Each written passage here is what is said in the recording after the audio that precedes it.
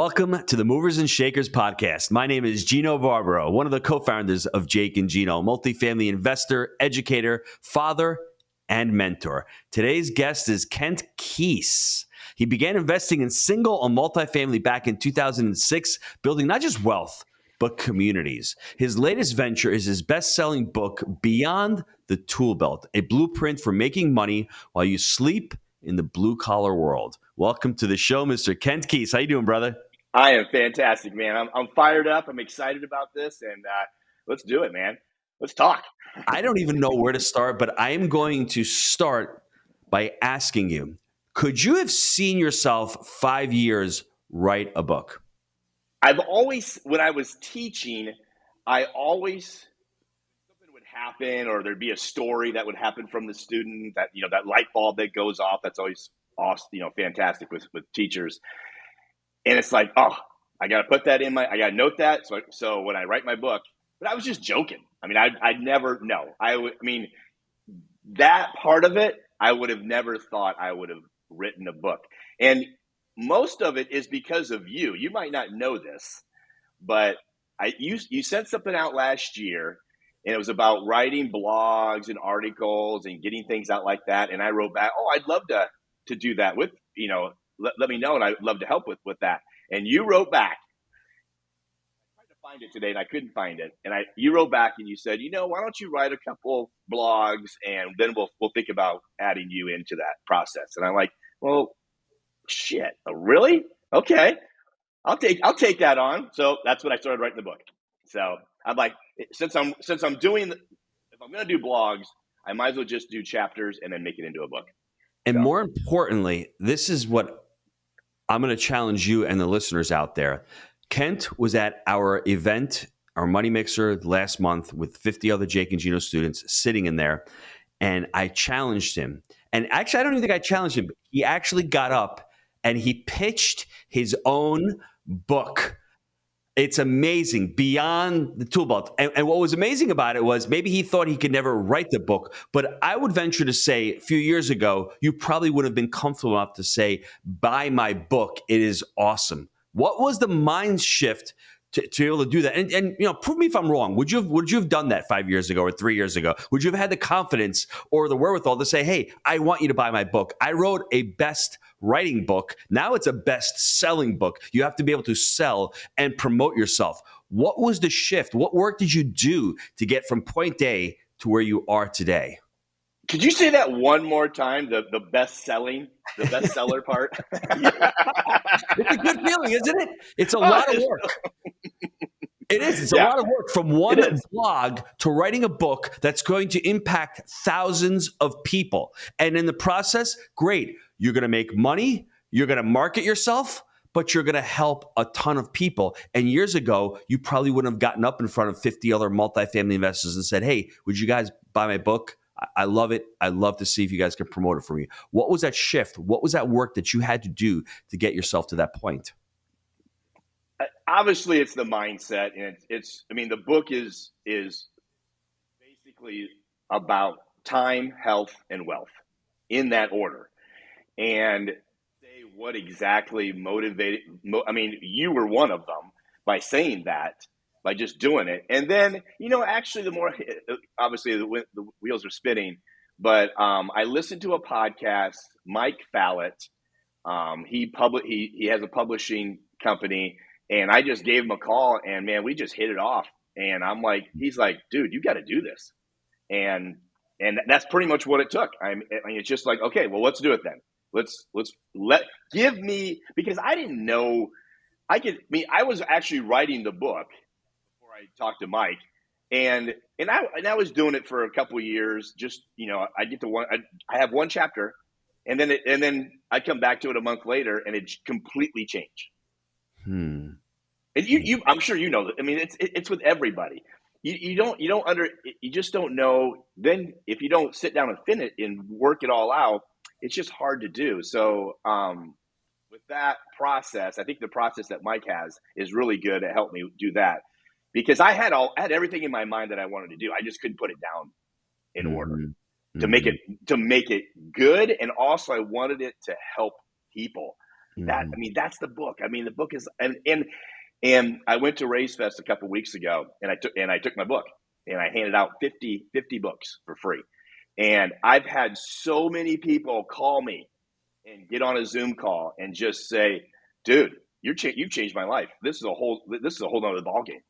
Just the things that I'm like, really, and it's just like, oh, it's like, oh yes, it's like And awesome, you awesome. created a business card in and of itself. You may not make any money or any revenue, but you've created credibility, you've created impact, and you've created a business. But let's rewind a little bit. Before you wrote the book, before you got into multifamily, what were you doing, and why did you have this for yourself an epiphany of getting into multifamily? Because blue collar people are not supposed to be investing in apartments. That's what we've been told, right?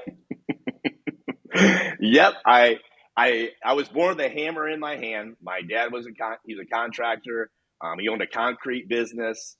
10 years old in the summertime. All this is in the book. Get up in the morning. He'd get me up, and I didn't know any better. That's what I thought I was supposed to do because I was the oldest. I need to make sure this company keeps going, keep doing it. So everybody else is happy. I'm making everybody else happy. Not, and I was fine with it. I didn't have no issues with it. But then times, as construction, as a lot of blue collars understand, there's so many valleys and peaks, especially back then.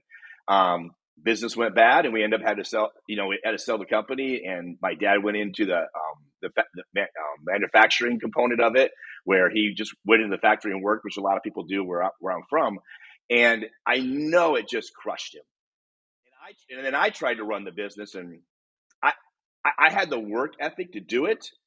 I just didn't have the business sense. And for over the years, what I've learned obviously more. But so then I became a concrete. I was a concrete finisher, masonry, and those that are out there, that's physical, intense work. I loved it. It was great. I was in great shape for one, and then once again, up the valleys, up and down. My bosses, they're not complaining, but they've just, it's like, man, it's a lot of work, a lot of money. We do this till I'm 70 years old. I see people around me, at that age.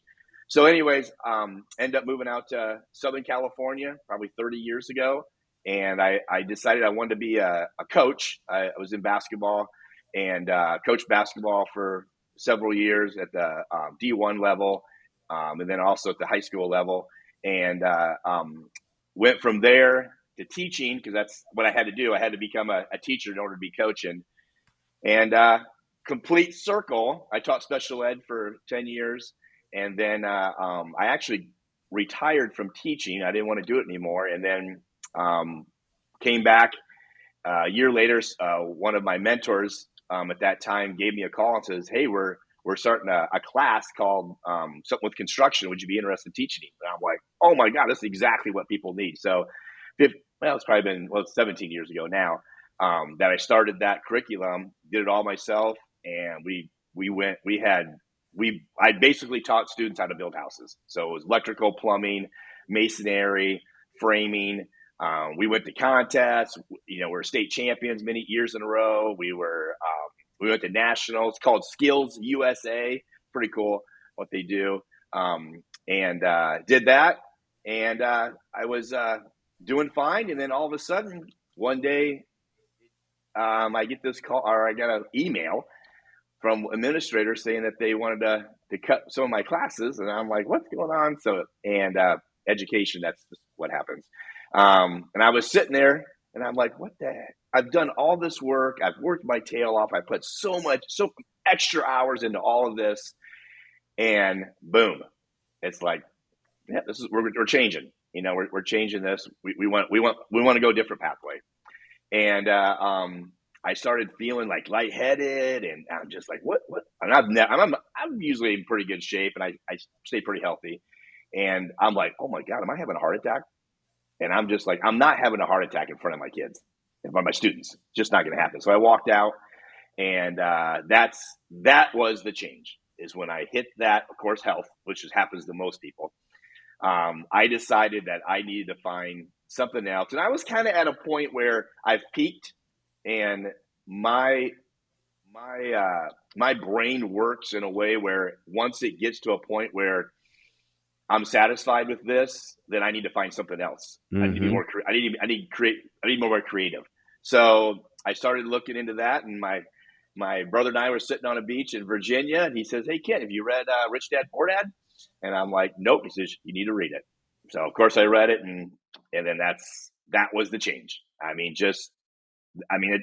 it's amazing that I was just talking. I mean, I swear every conversation, and I know it happens on your show too, because I've watched most of your shows, and almost every time the Purple Bible is mentioned. I mean, it's just amazing what that book. And if you haven't read it and you're doing this, shame on you because you're not doing it. So that's my story, and I'm sticking to it. So when you had that revelation and you're a multifamily and you joined Jake and Gino, what did you need from the community to join as far as learning about multifamily? Great question. Team. I needed other people to help me. I tried to do it myself. My brother, he was helping me at the time. We actually had some rentals in Cincinnati that he mostly had control of, and he was doing, and he was helping me kind of help with that process. And it was just, and then we ended up selling because it was a good time to sell. And but we wanted to go bigger, and it's just you need you thought, oh, we could do this. It's not a big deal. But your last, well, I don't know if it's your last podcast, but I remember you talking to Nick the other day, and you got it. You've got to have an underwriter. You have to have a capital raiser. You got to have operations. You got to have an asset manager. You just can't do it yourself. Don't try. It's not going to happen.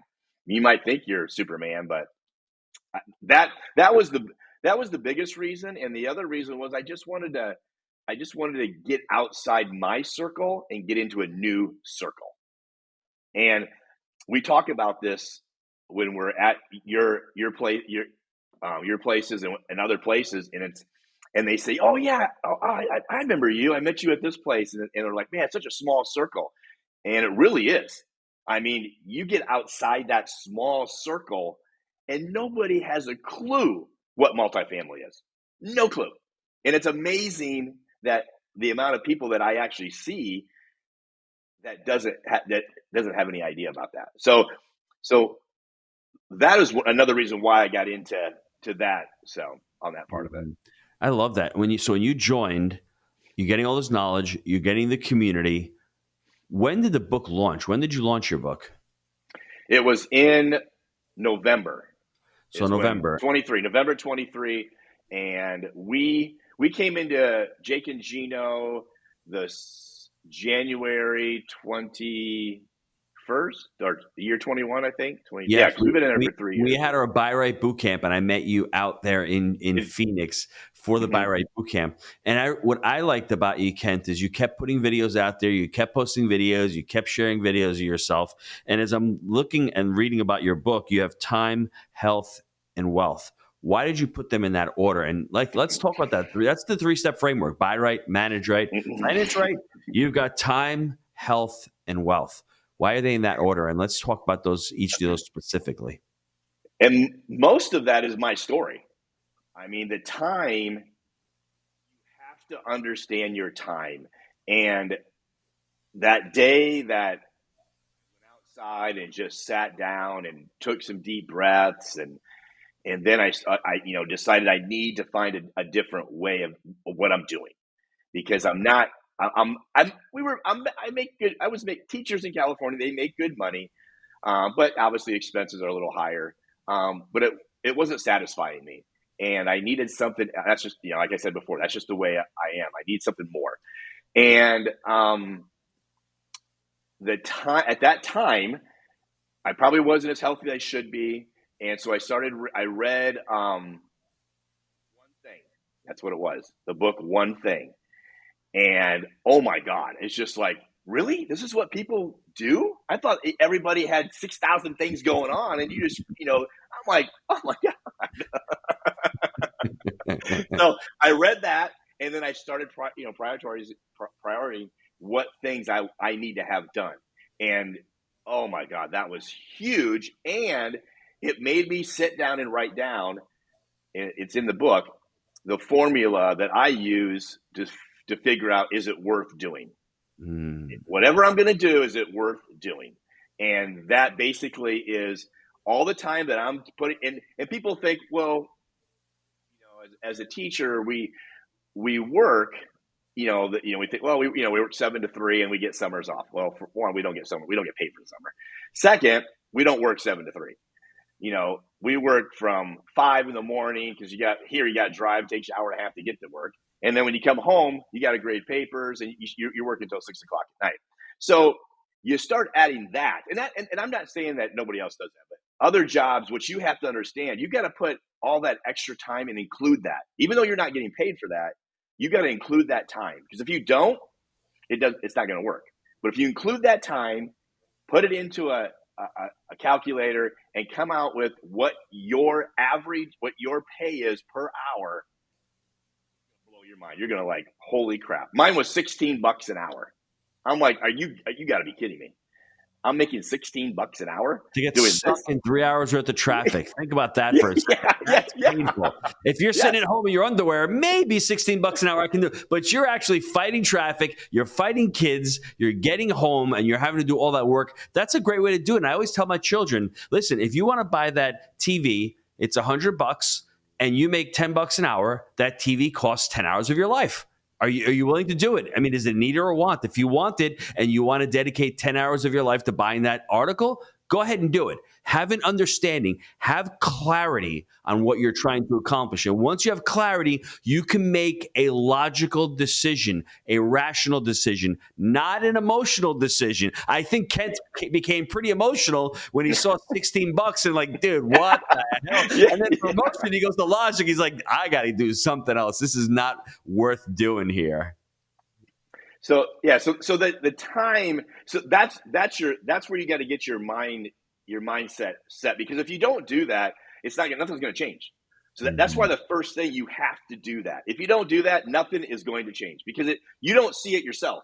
You don't see how much you're killing yourself, and how much time you're taking away from others, especially your family, if you have a family. I mean, that's just, I mean, just, it's heartbreaking that you're working that amount of money, and really, so yeah. And maybe it might be different for beginners, because they're probably making, well, now it's up to $20, $22, I think, is minimum wage. But still, you're going to get to a point where, and I'm seeing it. I mean, I'm at an age where I'm seeing my friends, they're done, but they got another 10, 15 years. So read my book, man. So you got time, health, and wealth. If I had to ask you to describe and define what wealth means, because wealth is different to everybody, what would it mean to you? Wealth is, for me, to be able to spend time with my family, which is my wife. That's all. That's all it is. And now, would it be great if I can increase that and have more time with my family? Yes, but right now my kids are still in high school, so I'm, the 6 hours that they're somewhere else, they're doing that. So yeah, I'm good. We're good where we're at. Of course, we want to increase our wealth, generational wealth. And I want the kids involved too. So that's, I mean, you say it all the time. It goes back to the why. And my why is my family. I mean, you asked me that 35 years ago, and I didn't even want to get married. So, it changes. Obviously, your why changes, which is I didn't understand that you could do that. It's weird how my mind thinks. It's like, well, I came up very under a rule-stricken place, which is fine, but sometimes it's not, because then you're thinking there's a rule to this, and you got to follow this, follow this, follow this. And for some reason, I guess I just thought that's what I had to do, because that's what I learned. It was that generational traditions. Mm-hmm. I love that. So the wealth is, it is different for everybody, but your wealth is your why. Mm-hmm. I like that. When you're looking at multifamily, and you're looking at a deals, let's talk about the buy rate, because I know right now you've got two deals right now that you're raising funds for the 506Bs. But what are you looking specifically for in a deal if you want to purchase that deal? What's your buy rate criteria? So of course we're looking for the numbers to work for our investors, and it's 15% higher in the IRR, and it's cash on cash. We're kind of in different spots.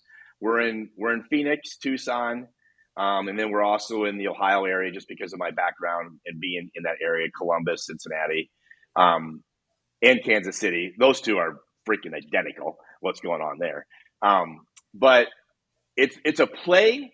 It's a cool play because Phoenix is more of an equity play for investors. That some investors like that play, and they also have investors that like the cash on cash play, which is the Columbus and Kansas City play. So our buy right is kind of that. We're looking to see what our investors are interested in, and we talk to them, and we want to hear on their side what they feel they're comfortable with, and then we try to take that into consideration when we're buying. So we want the numbers to work on that part of it, and we definitely look in, obviously seller financing, but we want to one deal that we really liked is if you can change and add units to these properties.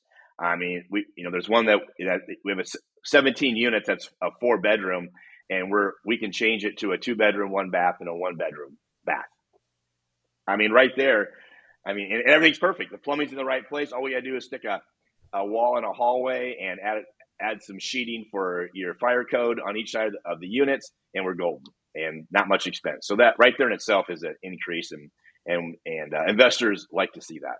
So I know I didn't get too much in all the numbers, but that's that's pretty much what we look for. So if it works, if the underwriting works, and that's my partner Rick, he's fantastic. That he's fantastic. And talking about a team, that's what he does. He's doing a lot of the underwriting. He actually does almost all the underwriting and figure out what deals we like. It's interesting because the deal you talked about the 17 units, and it's on average you're increasing them $500 per unit. That's around $8,000 or $9,000 a month. You multiply that by 12, you're looking at $80,000 to $90,000, almost $100,000. And if it's a 5 cap, at a 10 cap, it's $1 million. At a 5 cap, it's $2 million. So if you're looking at a 6 to 7 cap, you're looking at $1.5 million in value just by thinking outside the box. And it's interesting. That's what's amazing about real estate. But this question may be a little challenging for you, because I was thinking about it. You joined in 2021 and you had the strength and the persistence to go through that, because Phoenix has been crazy for the last 2 years. Deal flow has not been amazing. And the deals that were around, you stayed away. And it's really good that you did make those mistakes. And you could have been saying to yourself, well, why aren't I finding deals? What made you stay away from deals? I always say, you must have heard me say this several times, no deal is better than a bad deal. But it's hard because you have the shiny object, you have the get there-itis, you're on Instagram, everyone's closing deals except for Kent and Gino. What's going on here? Why aren't I closing deals? And how did you stay away up until now? Because I've seen both deals that you have right now, and both of those deals are very good deals. How did you stay away, or how did you limit your mistakes in these last couple of years? We would talk, we would discuss, numbers would come back, and what can we move this here, move that there, and then obviously Bill, fantastic coach on that side of it, and and that's what I looked for. That's why I loved Rick, because he knew the numbers, he knew where we need to be, and we go back at each other back and forth for that, come on, man, we got it. And that's me. Let's get this deal. Make it work. But he didn't, which it was like you just said. Now we look back, and now we're seeing we went back to our deals, because we kept track of every deal we write or that we look at, and we have I think we're up to 550 deals that we've looked at over the last 3.5 years, and we go back to those deals that have been sold. And guess what? They're popping up. They're in trouble.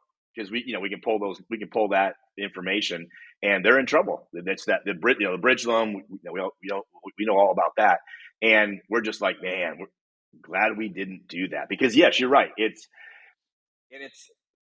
Phoenix obviously is getting a bad rap because percentage is coming down, but my God, it was at 17% at one time. Of course, it's going to come down, but it's still way above the average anywhere else. So Rick was a big part of that, and I think obviously we both work well together because I know the construction side, the due diligence.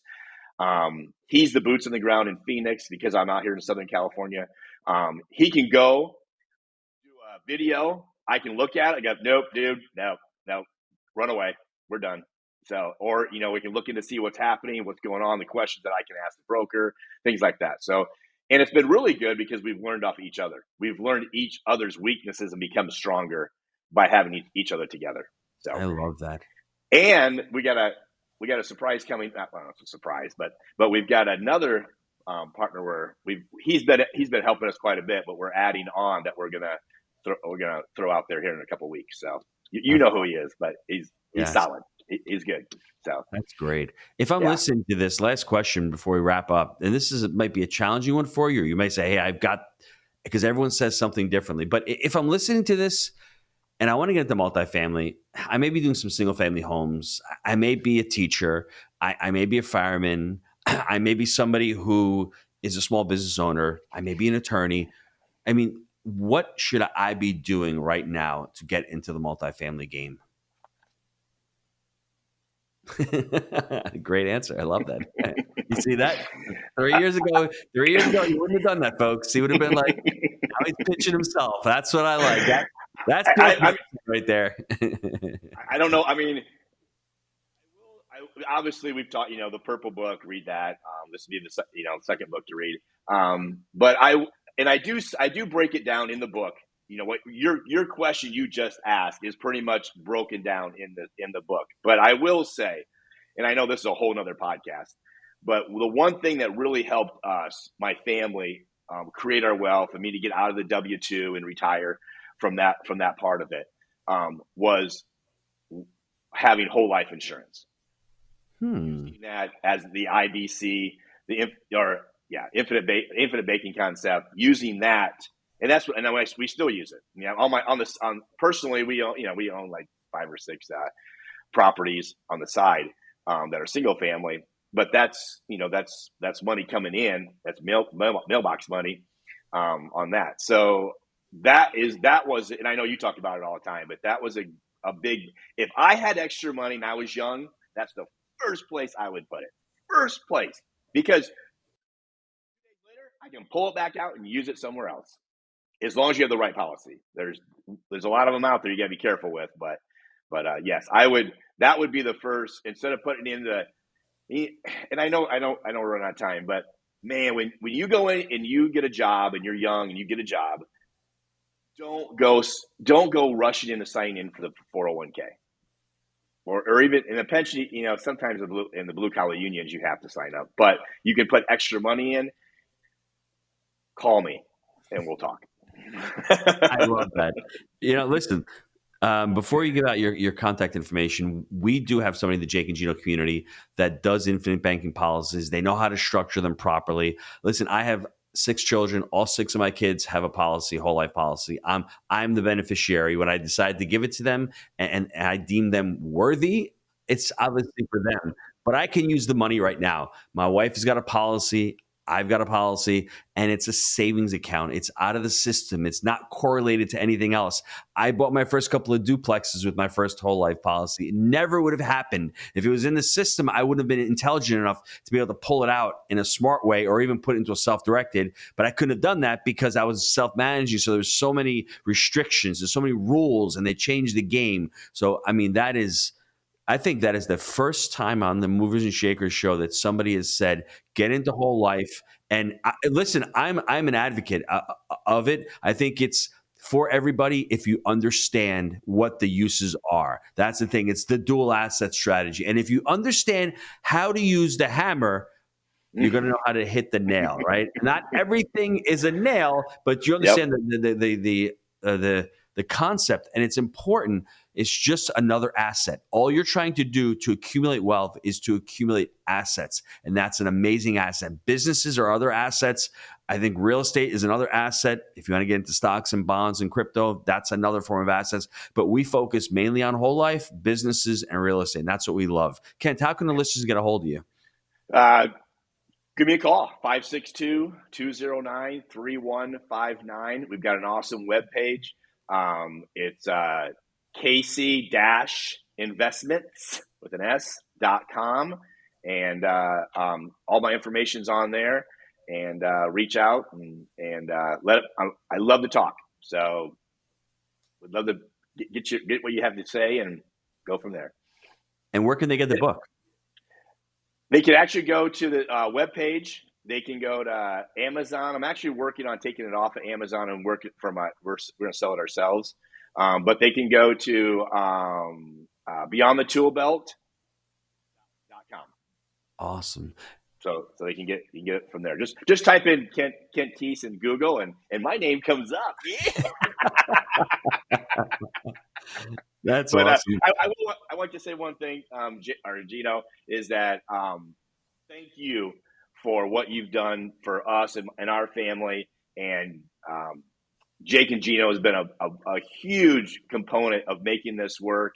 And anybody that's listening to this and out there, definitely, give a call, find out some information because they know what they're doing. They have it down, and we love them to death. So thank you so much. Thanks, Kent. And this is going to be a really fun wrap up because your story is very similar to mine. You were in the concrete construction business with your dad when you were 10 years old. I remember vividly at the age of 8 going to work at my dad's restaurant. So we're both working. We're both head of the households. We're the oldest ones. It seems as if that's what we need to do. We need to support our families.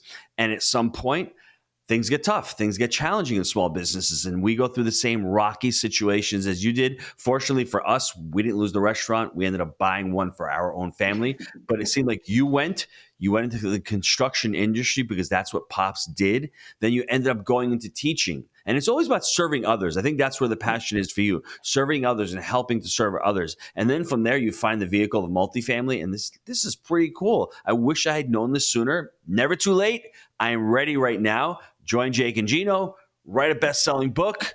Now you've got 2 deals on your plate right now, and you're continuing to expand and continuing to grow and understanding that time, health, and wealth, the 3-step framework that Kent Kiess has created for himself, and he's leveraging it, and you're able to utilize it in your lives. If you can think of it from that lens, your time is so valuable. Your health is irreplaceable. If you're not healthy, you will not be able to achieve the wealth in your life. Once again, Mr. Kiess, thanks for being on the show, and we will see you soon. Thanks for everybody being on the show. Yes, go out there and buy the book.